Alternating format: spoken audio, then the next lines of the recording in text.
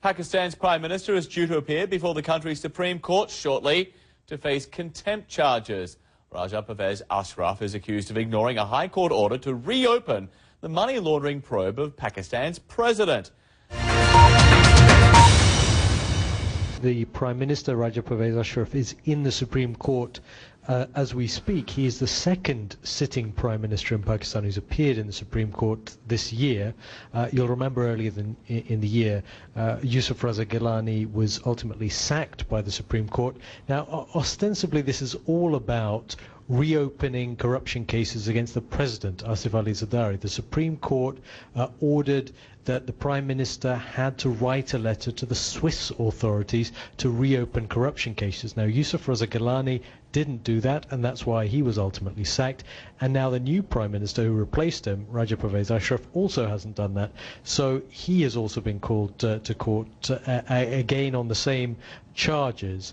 But really what appears to be going on is that this is a battle between the Parliament and the Supreme Court, the judiciary, vying for power and influence here. Already we've heard this morning, though, from the judges in the Supreme Court, they're saying, look, just make this commitment and we'll let you get on with your work. But this is what a lot of people in Pakistan see as something that's politically motivated by the Supreme Court, perhaps with the backing of the army, to destabilize this government.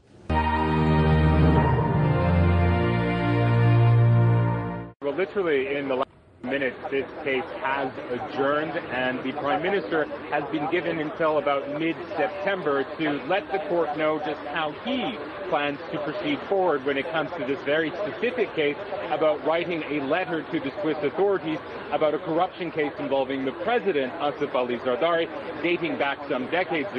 Now, as part of as the proceedings sort of unfolded just in the courthouse behind me, the judge who's been presiding over this case, Justice Khosa, said to the Prime Minister that it wasn't the government, it wasn't him, rather, who had to write this letter specifically. It wasn't the Prime Minister himself who had to pen this letter, but somebody from the government, anybody from the government. Now, there's some suggestion already that it could be the law minister who is going to be responsible for writing this letter. Still, the Prime Minister has been given until mid-September to explain to the courts just what exactly he's going to do. But very quickly, I do want to add, Justice Khosa did direct a warning to the Prime Minister that if his government didn't write this letter, that he would let, quote, the law carry its own course. And by that he meant Raja Pervez Ashraf could very likely face the same fate as his predecessor, Yusuf Raza Gilani, who, as we know, was sacked in June.